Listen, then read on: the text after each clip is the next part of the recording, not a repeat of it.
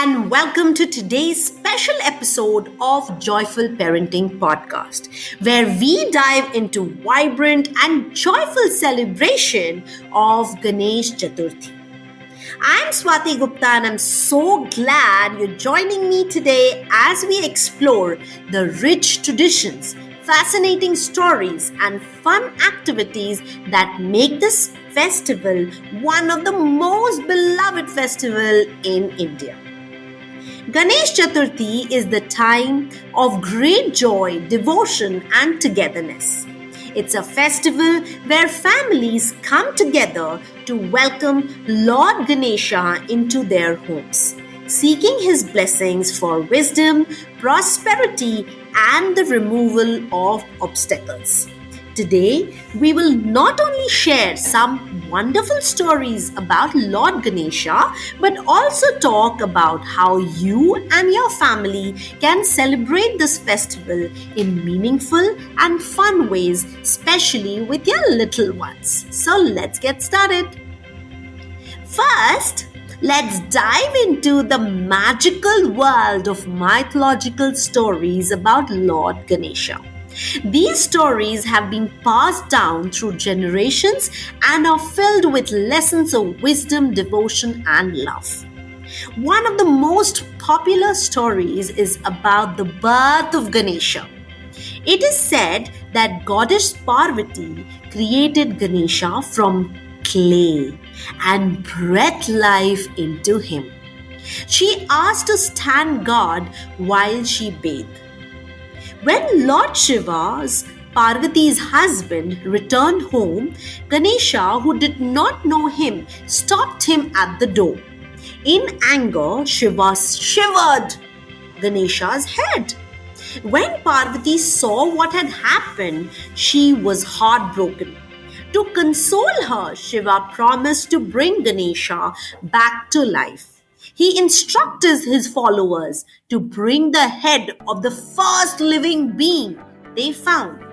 They brought back the head of an elephant, and that's how Ganesha got his distinctive elephant head. Another fascinating story about Ganesha and the moon. One day, Ganesha was invited to a feast where he ate so much that his belly almost burst. As he was walking home, he tripped and fell, and his stomach broke open, scattering all the sweets he had eaten. The moon in the sky saw this and started laughing. In anger, Ganesha cursed the moon, saying that anyone who looked at it on Ganesh Chaturthi would face bad luck. This is why some people avoid looking at the moon on this day. And here's the story that shows Ganesha's wisdom: the race around the world. Lord Shiva and Parvati once challenged his sons, Ganesha and Kartikeya, to a race around the world. While Kartikeya set off on his peacock to fly around the earth, Ganesha simply circled his parents, declaring them as the world. Impressed by his wisdom and devotion, Shiva and Parvati declared Ganesha the winner.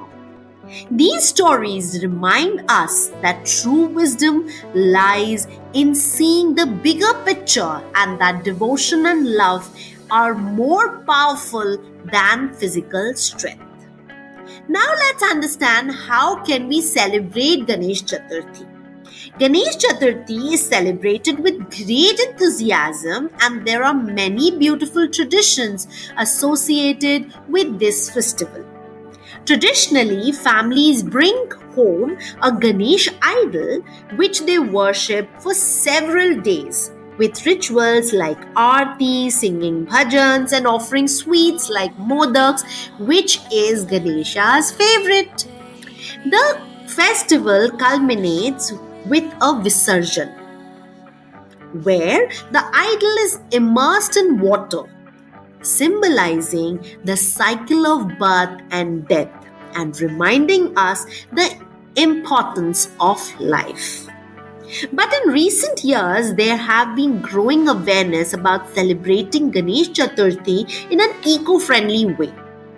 You can opt for idols made of natural clay that dissolve easily in water, minimizing environmental impact. Instead of using synthetic decorations, try using flowers, leaves, and other biodegradable materials. And rather than lighting firecrackers, which can cause pollution, why not just light diyas or natural sounds like bells to create the festive atmosphere? These simple steps can make a big difference in how we celebrate, ensuring that we respect the environment while honoring our own traditions. Let's understand now few fun activities for kids. One of the most engaging activities is making a clay Ganesh idol. It is a simple and creative way for kids to connect with the festival. You can use natural clay to shape the idol, and once it's dry, paint it with vibrant colors. It is a fun project that also teaches children about tradition of bringing Ganesha into the home. Storytelling sessions are also another way to engage kids. You can narrate these stories which I narrated with you today. You can narrate these stories to your children, retell the stories, make them listen to these stories so that they understand the importance of wisdom, love, and devotion. Let them also enact or draw pictures of the stories they have heard. Then is rangoli decoration. Rangoli decoration, kids enjoy playing with colored powder, rice flour, or even flower petals to create beautiful designs at the entrance of our home. It's a creative way to bring color and joy to the celebration. For a craft activity, kids can use paper Ganesha mask or eco-friendly torrents to decorate the house. Use recycled paper, leaves, natural colors that can create beautiful decorations that are both fun to make and kind to the environment. And let's not forget about the delicious treats. Involve your kids in the kitchen to make simple sweets like modak, laddus. It's a beautiful way and a wonderful way to teach kids the significance of these foods in the festival while also sharing some quality time together. A perfect bonding time activity. These activities not only make the celebration more enjoyable for kids but also help them learn about culture and spiritual significance of Ganesh Chaturthi. In addition to celebrate at home, there are many ways to engage with the broader community during Ganesh Chaturthi. With the rise of virtual celebrations, especially in recent times, you can connect with family, friends online too. Consider hosting a virtual Aarti session where everyone can participate from their homes. You can also organize a virtual storytelling sessions for kids, which I also do, where each family shares a different story about Ganesha.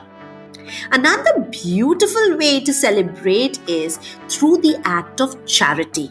Encourage your children to participate in charitable activities such as distributing food, clothes, toys to those in need.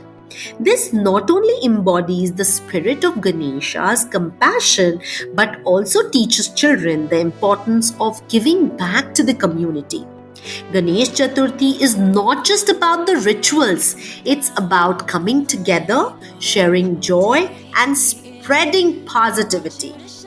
So, as we wrap up today's episode, let's quickly recap what all we covered.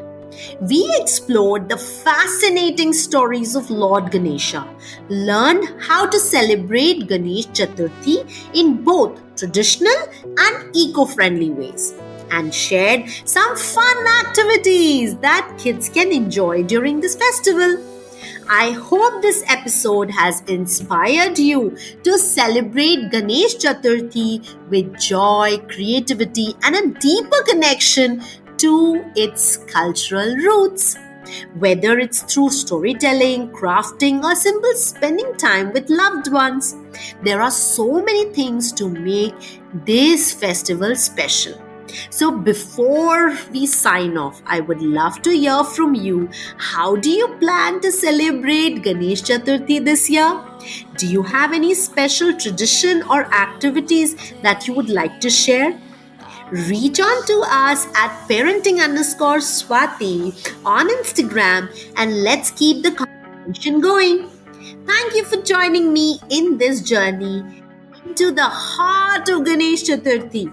Wishing you and your family a joyful, blessed, eco friendly festival. Until next time, happy, stay blessed, and enjoy the festival. Happy Ganesh Chaturthi, everyone.